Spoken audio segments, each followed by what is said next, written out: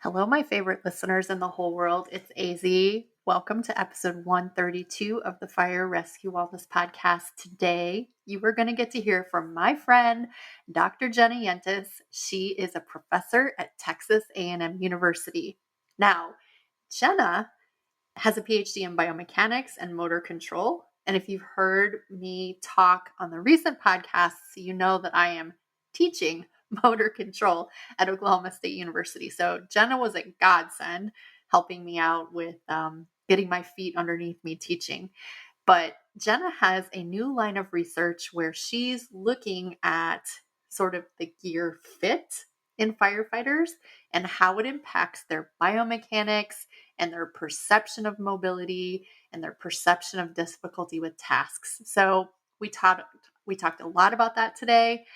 It's a great conversation. I say it every week. Please share the podcast with someone, give us a rating, give us a review. Thank you for joining me on the Fire Rescue Wellness Podcast. I'm your host, AZ. I find the research and resources and then provide the fire service with the so what, now what, to ensure the health and well-being of every member of our profession. Together, let's thrive. How you been? You've been well? I have been well. I am, it is coming up to the end of the semester. And so everything that I thought I would get done before the end of the semester is not done. And so I'm quietly freaking out. The Jenna Yentes quiet freak out. I freak out loud and everyone knows it when I'm freaking out. Yeah. What was I going to ask you? Oh, that link. I'm actually going to probably put the link to that conference in the show notes, the one that's in June 21st, the one day at A&M. Incredible lineup. Holy smokes. Yeah. They worked really hard to put that lineup together. I'm really excited about it for them. I mean, I probably don't want to drive to College Station, but I'm probably going to anyway. Yeah. And maybe we can have another grocery store beer. Oh, yes. That was so fun. I tried to get my students to go there for happy hour one day, and they were like, we're not going to have a beer in the grocery store. And I was like, it's so fun. Just pretend it's like Ireland and like you're going to like go down to the local pub, which just happens to be in the grocery store. Like, it was okay. I'm definitely not cutting this part out because it was so fun. So listeners, I'm here with Dr. Jenna Yentes, who is cool as can be. And last March, I went to Texas A&M for a really cool event. And Jenna and I had a beer in a grocery store pub. It was amazing. Do you remember what that place was called? It's a like a local chain of restaurants called Brookshire Brothers. Okay. And this one actually has a music venue attached to it as well. So it has live music on certain nights of the week. It's a pretty cool little grocery store. So how some people go to Target and get a Starbucks, we went to the grocery store and got a Blue Moon. Yes. It was incredible. So Jenna, I am a super lazy podcast host and I make my guests introduce themselves, but I ask 3 directed questions to hopefully get the party started. What do you think about that? That sounds great. I can do that. Let me get some notes so I remember what these questions are. Did you write them down? No, I'm going to as you ask them so I remember to answer them because, I'm starting to get that age where memory just isn't, it's not great. Well, me too. I actually just recorded a podcast not too long ago with basically Rescue One CBD. They have like their little podcast on YouTube. And I think 3 times I started to answer a question and then I talked for 5 minutes and then I was like, did I even answer this question? And the host was so nice to me. So anyway, okay. Who is Dr. Jenna Yentes? Oh, she is one crazy bitch, let me tell you. I know, that's why we're friends. I am a human movement scientist by training and by work. I am a mentor. I am a dog owner. And Yay. Actually, they own me. So I am a dog parent, I guess. And we have 2 corgis. And I don't know what else you need to know about me. I think those are probably the biggest things. Well, and I wrote a couple of notes to myself because, again, I am in the age bracket that I forget things. Dr. Yentes has a PhD in biomechanics and, more importantly, motor control. And I think that my listeners they probably blew it off. They don't remember, but I, as a first year graduate student, I'm teaching motor control this year. And I was freaking out so bad. And Jenna just kicked ass and gave me all of the things. And I'm changing the textbook next semester, and it's going to be so awesome. Thank you. You are very welcome. And I think it's only appropriate that teachers share information, because why spin your wheels trying to create something that's already there? Well, and I mean, I'm not a motor control babe. You might not know this You are about me. now. I am now. I know, it's so interesting. So, okay. Who is Dr. Jenna Yentes? The second question is, I can't even remember all my questions. What is the second question? What sets your soul on fire? There it is. What sets your soul on fire? Oh,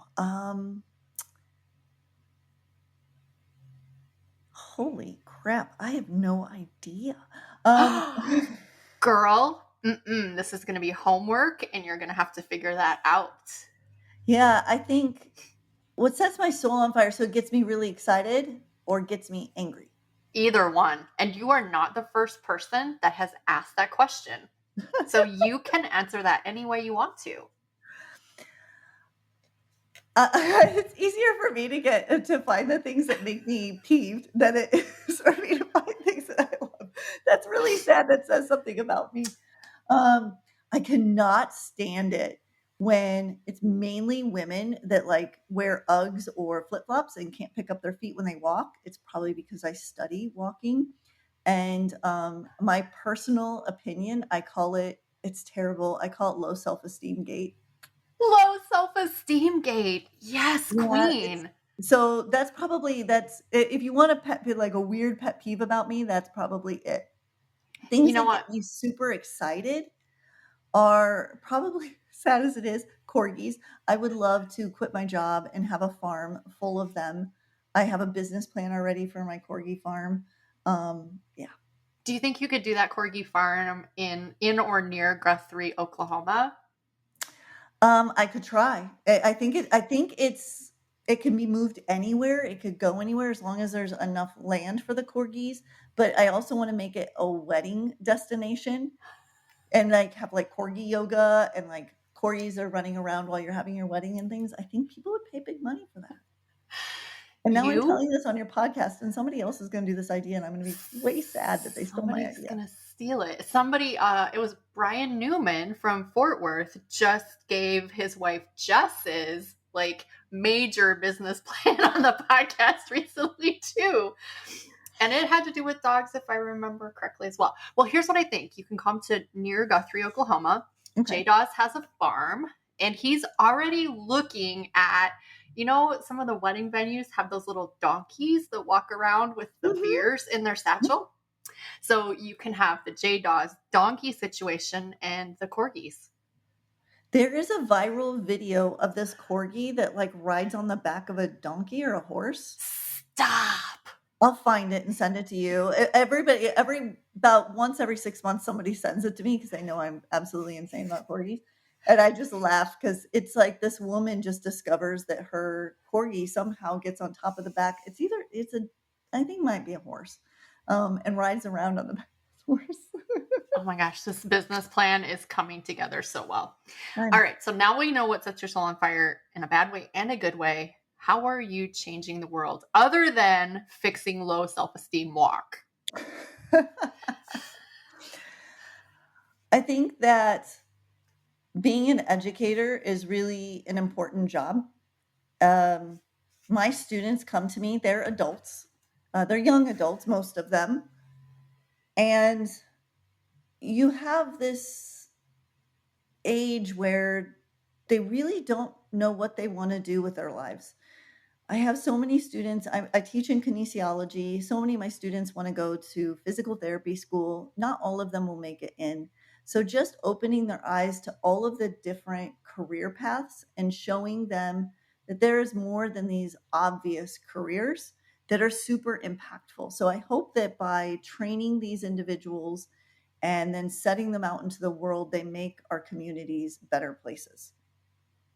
Oh, that just gave me the chills because it's so important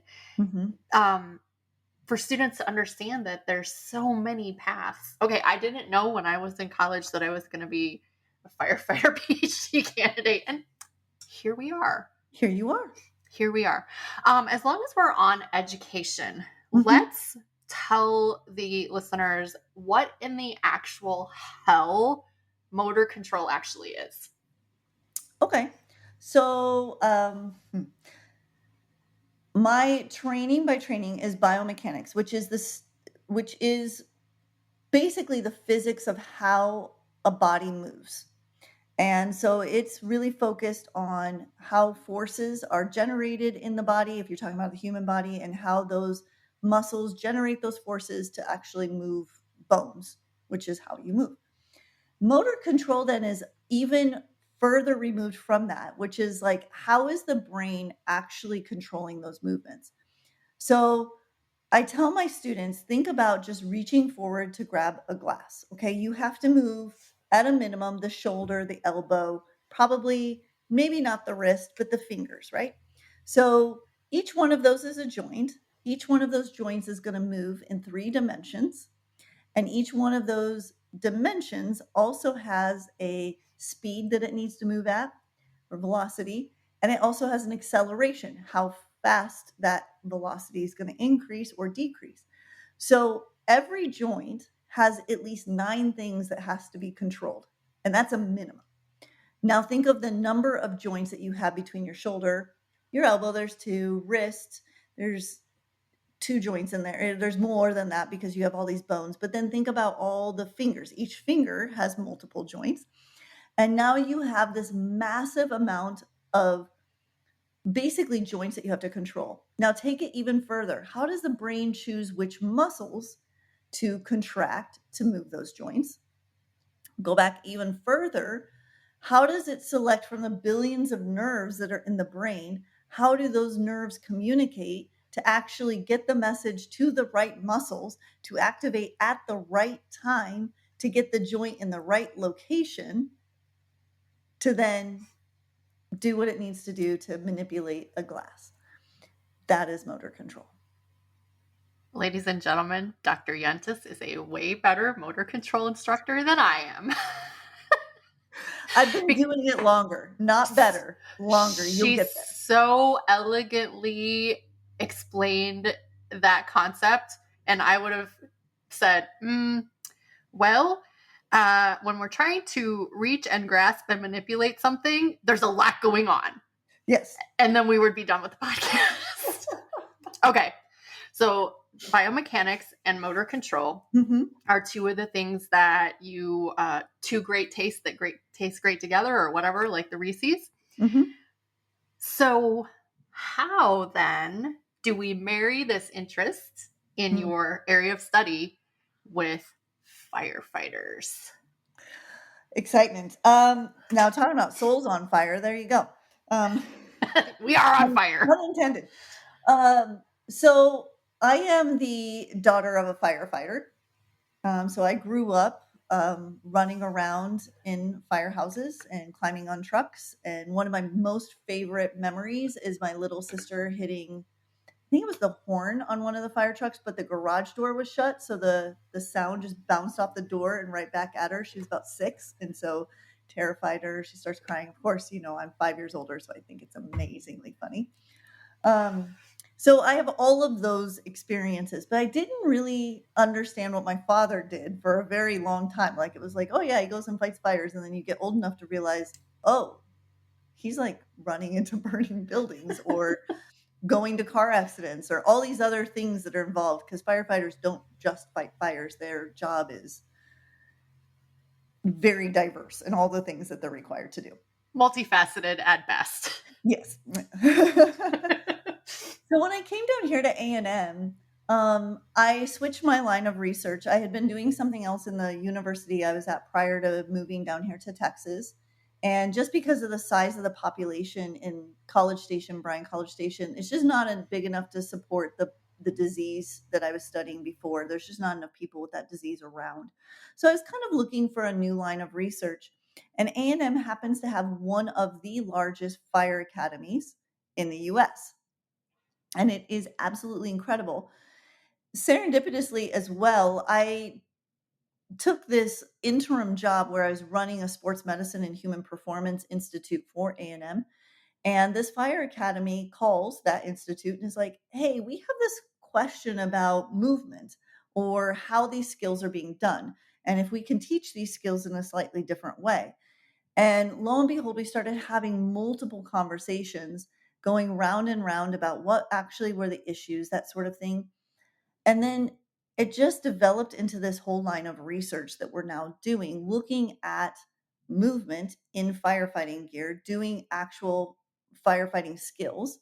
So a lot of the research that's been done has been in things like just walking or carrying something. There hasn't been a lot of work done in actually understanding essentially how turnout gear may impact a firefighter's range of motion, how much they can move their body, their mobility when they're in there, in the gear, in the PPE and the turnout gear, and then how that really impacts performance and what changes is that firefighter making in order to compensate potentially for limited range of motion. And then are they putting themselves at an increased risk for an injury or something along those lines? So that's sort of how that came about.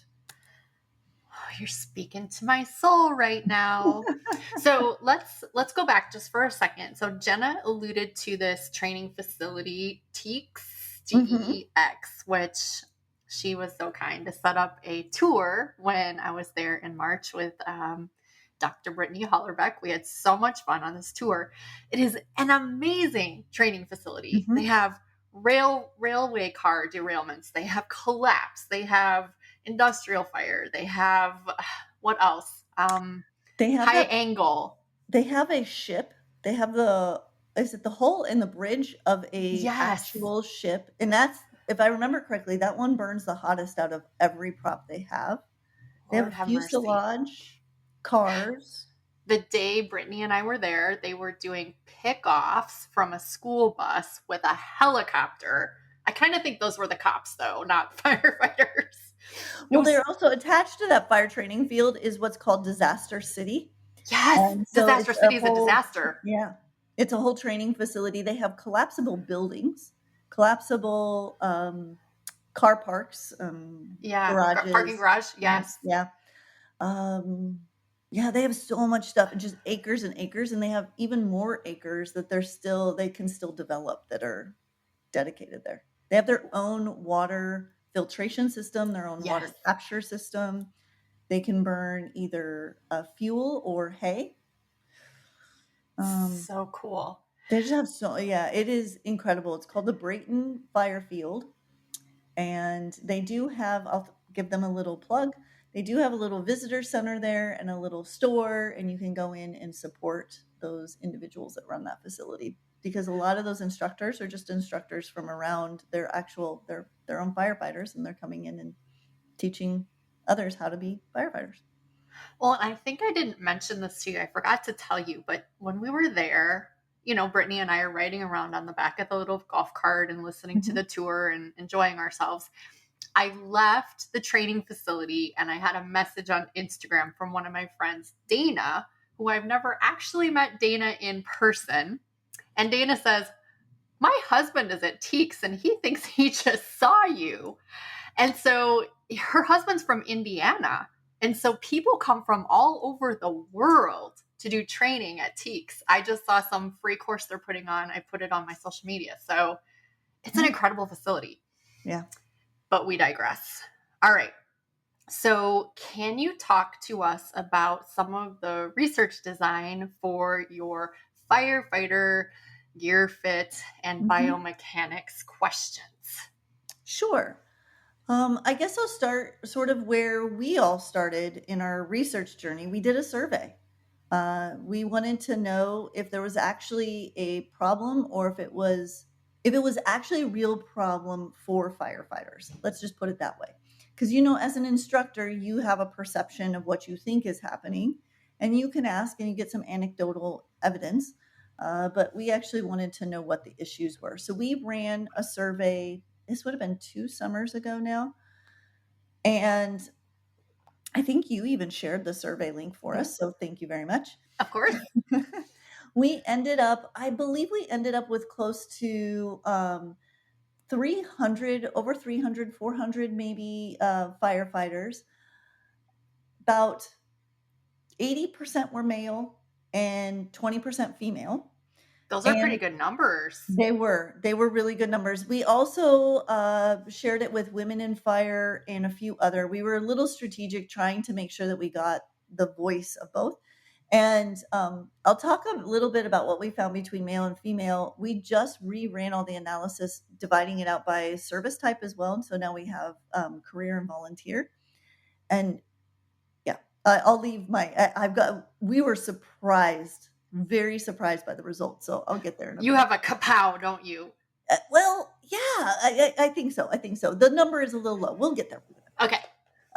So we asked them, just in general, do you have a fit issue?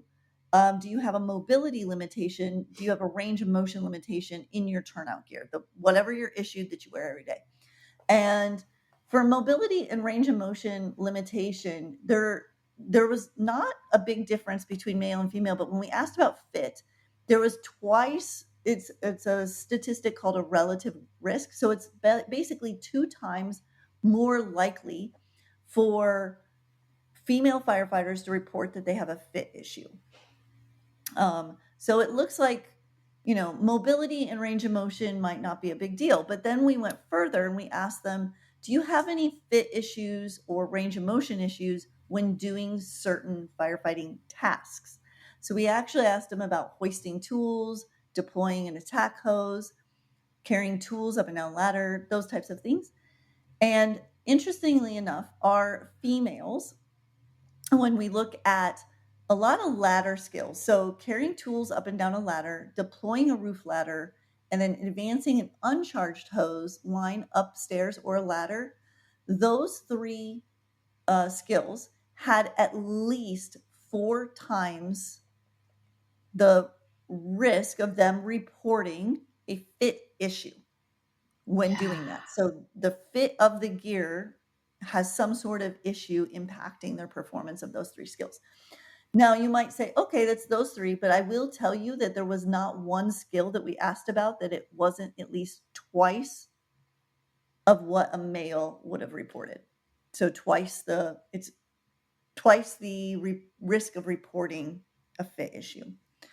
But yes, one of them actually deploying a roof ladder was 5 times. Wow. The uncharged hose was 4.56, so rounding that up. So pretty big changes there. And then we asked about range of motion restriction. So the same idea, it's this relative risk. So what's the risk compared to males that they'll report a range of motion limitation or restriction? And again, at least 4 times the risk for, 3.77, so it's close enough. Deploying a roof ladder, we had a 3.97 risk, which is basically 4 times the risk of reporting a range of motion restriction for advancing an uncharged hose line on a flat surface. Wow. And a little over 4 times for forced entry into a structure. Wow. And none of these were less than 3 times when we looked at range of motion limitation. So even though in general, when you ask them, hey, do you have this range of motion limitation or something, they're like, oh no, not in general. But then when you start digging and getting into it and you're asking them, well, what about when you actually do this skill? Then yeah, it comes out.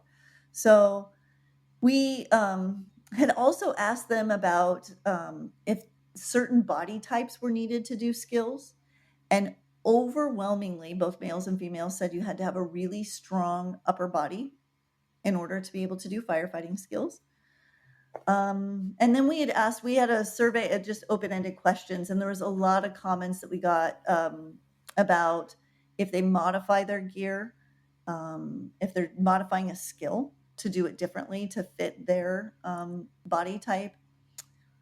Yeah, and so we just had a lot. So that paper is we submitted it as a faculty member or as a researcher. I'm very used to it. It was rejected.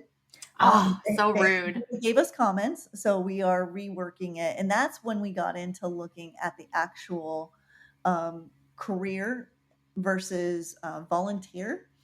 And what we found there was those relative risks essentially held for career, but then when we looked at volunteer, the volunteer women or females, we'd actually asked gender. So the study, I've been saying male and female, but we had actually asked male, or man, woman.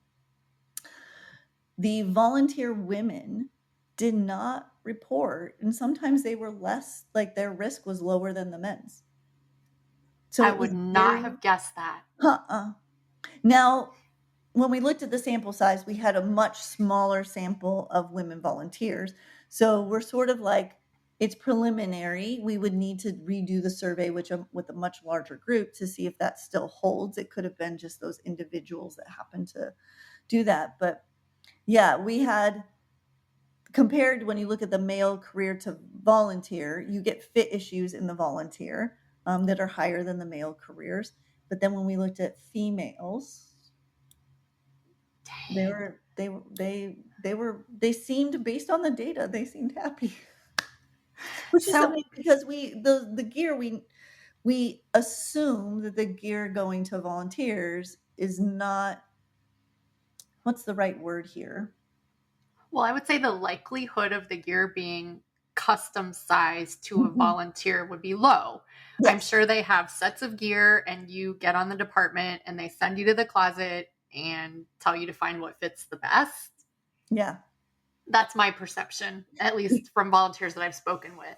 Yeah, then that's our perception from research as well, and our talking to firefighters, is that we have this perception. Now, whether or not that's actually true, we would need to go out and actually speak to these firefighters. And we're actually gearing up to do interviews with both male and female senior firefighters, people that have been on a service and are still actively fighting fires. We want to talk to recruits because we want to know what their perceptions are. We also want to talk to trainers because we want to know, so if you're a female trainer and you have a female cadet in front of you, or recruit, are you going to give them tips that you may not give to the males? And if you are a male trainer, what are you doing that same thing? Are you still giving those tips? Do you know that those tips exist? And so we're very curious to understand this dynamic of just going into recruiting and being in the academy. Are you already trying to give them hints to help them with doing the skill if they need it? I mean, and I say they as in both male and females, because you could have a male with a body type that's different than what you imagine in your head to be a firefighter. Maybe they're of shorter stature or something along those lines. How are they reaching up to get the ladder off the truck, off the apparatus? And so all of those things are something that we're very interested in. So if you're listening to this podcast and you are wanting to do one of these interviews, just send me an email and we'll collect your names. We're not ready to do it quite yet, but we'll collect some of that information and hopefully have a pretty diverse pool of individuals to sort of understand, are you changing the skill because of the gear early on, or are you changing it because of your body type? And then when you're in the service for a long time, have you modified the skill? Are you still doing it how it was taught to you? Or have you found your own way in which you do it? You get it done, it's safe, it's effective. But if somebody saw you doing it that way, they'd be horrified by your approach to it. The Right? audacity. Yeah, the audacity to change it from the way it was, because it's my understanding that you teach it one way and it's tested that same way. And if you deviate from the way that it's taught during the test, it's a fail. And come on, the mechanics of people's different, the way their bodies are built, their strength, where they hold their strength, it's different. It's It's just different different. from person to person, and not everybody can do it that one way. Jenna, I want to picture or have you picture you're at high school prom wearing a long dress. Okay.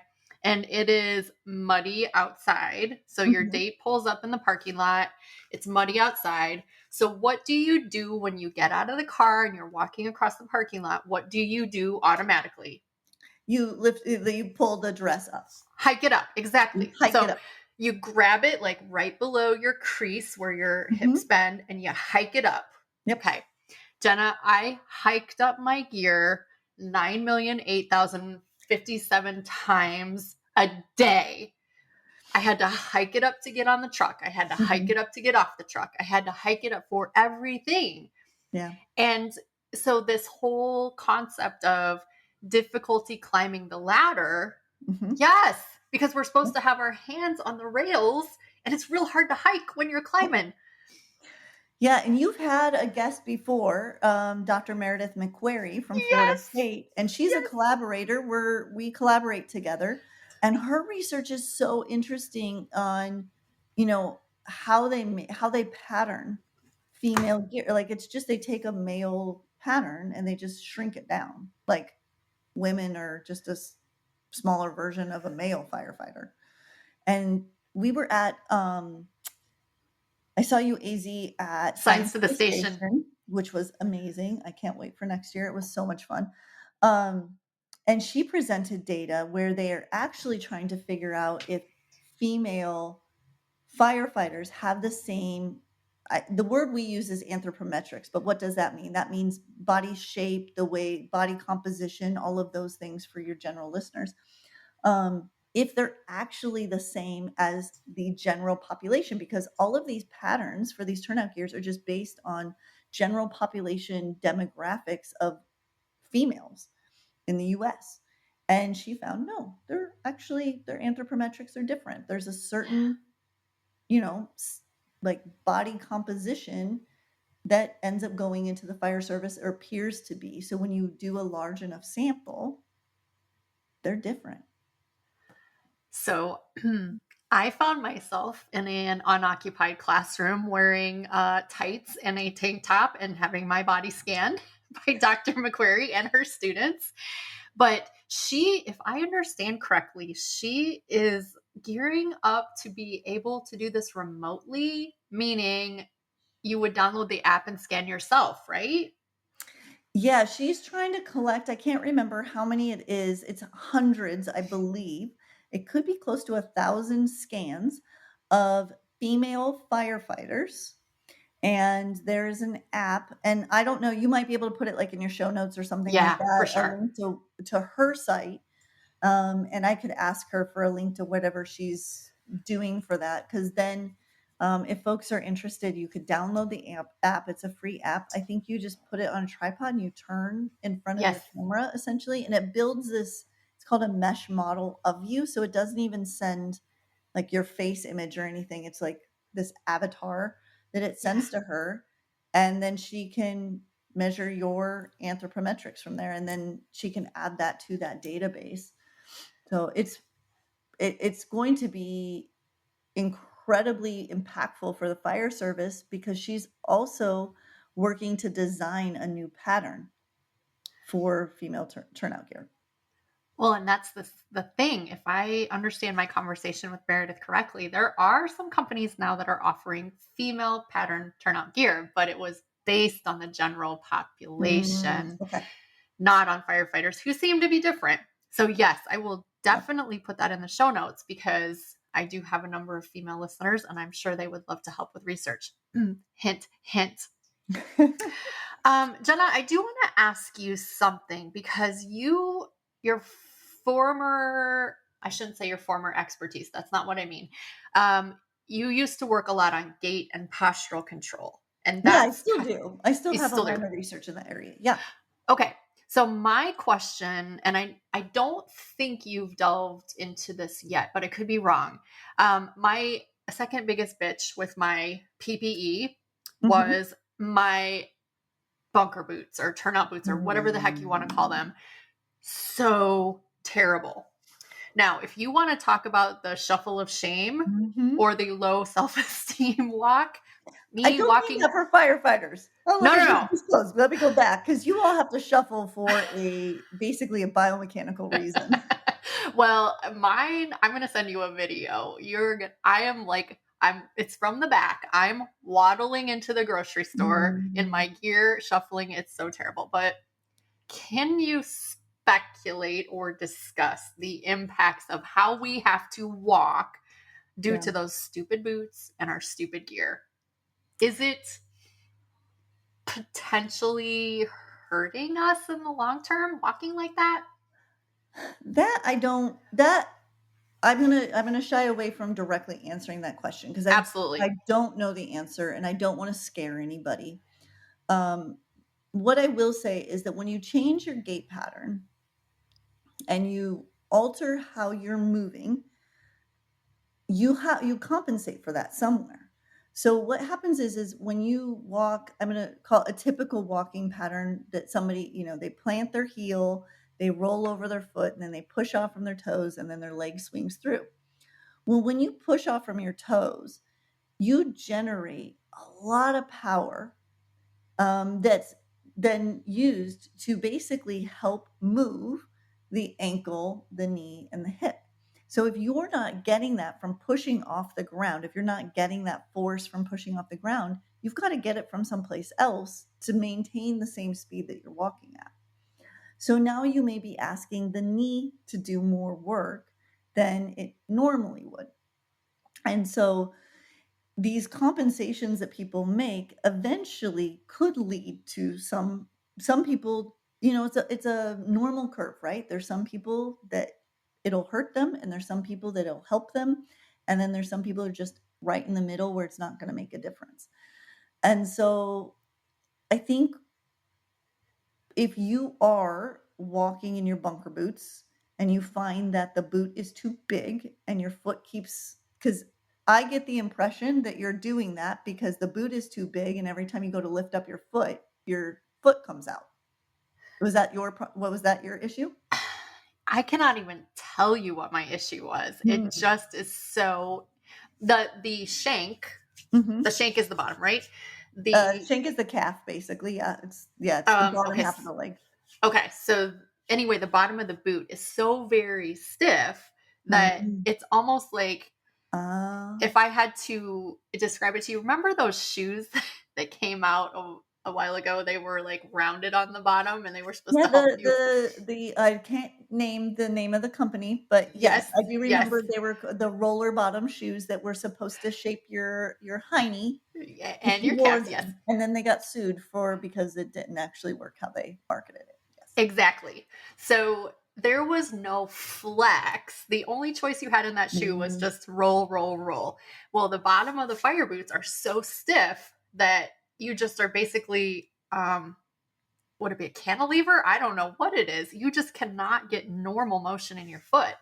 So even though my boots were technically the right size, well, they were a men's size, but they were technically the right size, I was just kind of like walking in weirdness. That's what it was. And to tell your listeners, the majority of biomechanics studies that have been done with any type of gear for firefighters, the majority of them are in boots. So they realize the boots are an issue, and they've done all these gait studies and walking in these boots. And the design of the boot, it's like this form over function, right? Or function over form. It's sort of, there's requirements to keep you safe, but how, you have researchers doing this, and then you have people that have these laws that are like, oh, they have to be waterproof or they have to be fire puncture resistant. And it's like marrying those things is where our artists and our creative people come in. And when I talk to my students, this is something I tell them is like, there's so many career options where being like user design is so important because it's clear that it's lacking for things like this, right? But if you had somebody thinking of user design and they had the knowledge of how the body moved, then they think, okay, these are all the or they could give you different options. I'm not saying that those companies aren't doing that already. It's not working. It's not working. Oh my gosh, forget the dog yoga and the weddings and the donkeys. Forget all of that. We need to start a gear company. Yep. Meredith, are you listening? Cassandra, hello. Is this thing on? Is this thing on, Meredith? No, I don't know if Meredith listens. She's got like 17 kids and travels all the time. So one of the things, well, first let me ask you this. Are there any more arms of your own personal research that you want to elaborate on before we get into the space and the gloves and all of that stuff? Yeah. I think, well, my other line of research, I still study, I call it functional movement. So walking and balance. And I do that in an aging population. And my interest, yeah. That's me. It's like I hit a certain age and I was like, this aging thing is kind of important to understand. Yeah. I am very interested in, at middle age, if you could predict what individuals will have a healthier aging pattern than maybe someone else. We all know that there are individuals that age quickly, or they have one thing happen and it's just like an immediate downhill from there. And so you have individuals that seem to age, and it doesn't affect them, right? They're getting older and older, and they're still functioning as if they were 40 years old or whatever it may be. And then you have others where I think of my dad, who was a firefighter, and he was very hard on his body because he worked on the railroad before he became a firefighter, and then he was in the military. So he's been manual labor his entire life, and he's now 81, and he's in bad shape. He's not in great shape, and he hasn't been that way even when he was in his early 70s. So it's like, is that because he did all that work, or does he have something genetic that's leading him down that course? So I'm really, really interested in whether or not we can predict that in middle age, because then you could intervene a little bit earlier, or you could at least watch someone a little bit more closely. But I will tell your listeners, gait speed is important. So if you're younger and you're watching your parents and they seem to be slower and slower. I don't remember what it is in miles per hour. Sorry. I work in research units. So I do everything in meters per second. 1.46 meters per second, right? Is that it? No, it's, no, I'm trying to remember what 1 meter per second is in miles per hour. Oh, okay. I can't remember. I don't know either. Like I've got Google right in front of me. So about 2.2 miles per hour. If they're starting to slow down and they sort of hit this like piece there, you should be a little concerned. Okay. Older adults will slow down even if they've never fallen and they're just afraid of falling. And gait speed is indicative of mortality and morbidity. There's been multiple papers that have shown that. So if you see a real big decrease in their gait speed, or they're just extremely slow, it's worthwhile to mention it to the physician. I'm still at 4 miles per hour. Yay. There you go. And it would be interesting, I think, Jenna, at some point to combine your sort of two arms of your research to like, now let's talk specifically about firefighters. Is that coming down the pipeline maybe? It is. That you're looking probably a few years out. We're still trying to do, it took us nearly a year to figure out how to do movement capture correctly in turnout gear. We realized that there's no research on it, probably because it's very, like, the methods to do it is actually really complicated and difficult and not straightforward and easy. And so it took us a long time to find a company that we liked their their tools, and we could use it and deploy it easily. So now these 10 skills that we talked about earlier about having this relative risk, we're actually trying to go out and quantify people's actual movements. So more to come on that, because we will actually be probably traveling around Texas or other neighboring states to collect those data with fire departments, because we're very interested in, getting a large enough sample to understand it. It's not feasible to bring everybody to College Station, even though they would probably love to come here. Right. Visit Teeks, see Jenna. Yes. Well, and it's worth noting that Jenna's lab has more than likely short-circuited the amount of time it's going to take me to figure out my methods for my study. Yep. Because she was banging her head against the wall for over a year. So thank you, my friend. You're very welcome. And I think it's, like I said, with education, with research, there are people out there in research that are, my PhD advisor called them hawks. They'll come and they'll take what you have and then go and do it faster and publish it. But I guess I'm too generous. I think that you get a lot more done, and you get a better result if you collaborate and work together and share your information. Well, and I believe it was Dr. Lockey mentioned this. I feel like in tactical, there's less of that gatekeeping and super competitive spirit. And Yeah. Tactical, as our lab t-shirts say, once you go tech, you'll never go back. Yep. Okay, so when Jenna and I were at Science of the Station, we were having a conversation with my friend Andy, who is going to be a guest in an upcoming episode, which is very exciting. He and his coworker Allie are going to be guests. But what Andy's noticed, what I've noticed, what other coaches have noticed is this tremendous issue, using finger quotes, with what appears to be elbow tendonitis. And it seems to be, it seems to occur kind of in pockets. So either you got a problem with it at your department, or it doesn't seem to be such a problem, but it's very rare where I see like one person at the department has it. So Jenna and Andy and I were talking about some potential explanations, and Jenna started talking about gloves. Mm-hmm. The microphone is yours. I think I'll give credit to Andy. I think Andy said gloves first, and then I ran with it. So I'm going to go, Andy. Where it's due. It was Andy. I think he was like, I think it's the gloves. And then we started talking about the gloves. And I think people take their hands for granted, right? We all do. Our hands are incredible. And the motor skills that they can do. And typically most of us don't wear gloves every day, right? We're not surgeons where we have to wear, some type of barrier glove. We're not doing things, and we have all that. So on top of that motor control, think about all your sensory systems, all those tactile or touch sensors that you have in your hands.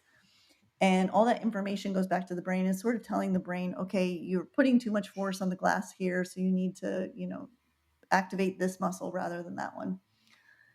Now you dull that. When you put a glove over it, you've dulled that sensory information. So to get that same sensory information, you might have to grip harder. Now, if your glove doesn't quite fit correctly, you don't have the dexterity. And you think of the engineers, is that the term? On a truck that's going to have all your, So if you think of your engineers, they're having to turn things. So not only that, their wrist is having to move. The glove might be restrictive. You already have part of your sleeve of your coat that's already going over your wrist because it goes through your thumb, like the sweatshirts that everybody loves with the thumb holes. Kind of the same idea when you're looking at a bunker coat. And you are putting additional stress on very small joints and on very small muscles. And people don't really realize it, but that twisting motion of your wrist is controlled by muscles that are right below your elbow. So if you kind of put your arm around that fat part of your forearm and you start twisting your wrist, you can kind of feel those muscles moving, right? And so a lot of times when people are ending up with like tennis elbow or elbow tendonitis, those types of things, it's usually coming from a wrist movement or some type of movement in the hand, because the bulk of those muscles are up there towards your elbow. They're not down by your wrist. It's mainly just tendons down there by your wrist. You've got a few muscles in there, but not as many. And most of those muscles that go into your hand run under your carpal tunnel, which is, when you're looking at your palm, sort of that little indentation that goes into your palm. You have a nice piece of fascia that sort of is over it, and then all those tendons are running underneath that. And when those tendons get inflamed and they get bigger because they're angry and they're not happy, they start to rub, and that's when people are getting carpal tunnel. So yeah, gloves can be a make it or a break it. Jenna, it took me 17 and a half years to get a pair of gloves where I had any dexterity whatsoever. And even in the smallest sizes for the first 17 years, like the top of the glove would come easily an inch over my pinky. I could bend it over. And so our gear supplier, shout out John, he listened to me bitch about this forever. And finally one day he brought in this set of gloves. It was like a leather on the outside, not a suede, but an actual leather. It was a cadet size. So I mean like kid size. And it made the rest of my career so fantastic. Make or break. Make or break. So one of the interesting things that you said when we were in College Station was you have an entire, not you, but A&M has a scientist who, is he working with NASA? NASA? Yeah, so we have two scientists. One of them, well, Dr. Dunbar is a former astronaut. So cool. Yeah. And so they're looking at like glove, hand, interface, fits, all of that stuff. Yeah, they do quite a bit of work. They have so they have these big 3D body scanners, kind of like what Dr. McQuarrie is doing with the little mobile app. They have these big scanners that are a little bit more accurate than your mobile app, but to try to figure out how different fit is. But then they have one specifically for the hand and for glove. And then there's an entire group at the Johnson Space Center down in Houston that all they do is study the gloves and movement of the gloves. And I was able to connect Andy to them. Oh, I just hit my elbow on the wall. I was so excited. Oh, I smell a collaboration. I'm so excited. Yeah. So you'll have to ask Andy all about if he can tell you. I don't know if he can, if what they told him, but potentially there's a way in which, because Andy's a practitioner, he's a physical therapist, correct? Yes. And so understanding, NASA has a wealth of knowledge in this area of gear fit, and essentially, and their gear, it's better than it was. But I think there's still a long way to go, because again, it was designed for a long time, just like a lot of firefighting gear. It's like, what does the function, what does it need to do? Okay, then we're just going to build it that way. And then you really need to think about what's the form, how is the human going to use it, that kind of thing. And I just relearned a valuable lesson, which is, so people talk about networking, and I just think networking is horse shit. I think that connecting with people and having just these really valuable conversations is the best, because networking to me is like, let's throw our cards at each other, but connecting, you're like making meaningful relationships. I love it. Okay. Can you tell me, if you had to leave the audience with a parting lesson, whether it's on biomechanics or motor controller, gear fitter, corgis, anything you want, we'll talk about them after this question, but what would be sort of your Jenna Yentes sage words of advice? I know, no pressure.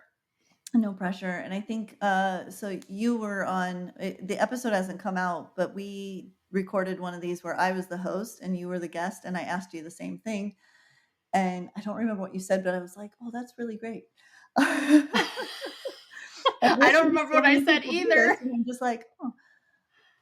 I think so for the firefighters that are listening, and especially for those that are hiking up you're having to hike up your coat or your pants, or things are not fitting, you are not the only one. It appears to be a fairly large, I mean, it's about 30% of female firefighters report some sort of issue in fit. And I very much so think that your voice is really, really important, because I think the more female firefighters that speak up, the more the manufacturers will start to listen. I think it's also budgeting issues. Even though there's less material in a female cut, it's typically marked up, so it's more expensive than a male cut. Dirty bastards. I know. Um, it and so I think there's, you know, there's just a lot of issues there. And I will say, Meredith, I don't want to steal her story, but she was talking about a department that she was working with, in which this manufacturer came in and just laid out everything. And then they did all the custom sizing, and both males and females tried everything on, and everybody chose what they wanted and what fit, right? And then they went to go actually process the order, and somebody in whatever administration was like, what is this letter after all of these size numbers? And so they called the manufacturer, and it was F for female, for the female cut. But it was the majority of males had selected the female cut. Boom. And then when they learned that, they were like, oh, well, we can't order that. And so they didn't. They ordered the cut for the males, even though the males unknowingly had selected a female cut. So I think on the flip side, and it goes, I don't want to get into all the psychosocial aspects of, firefighting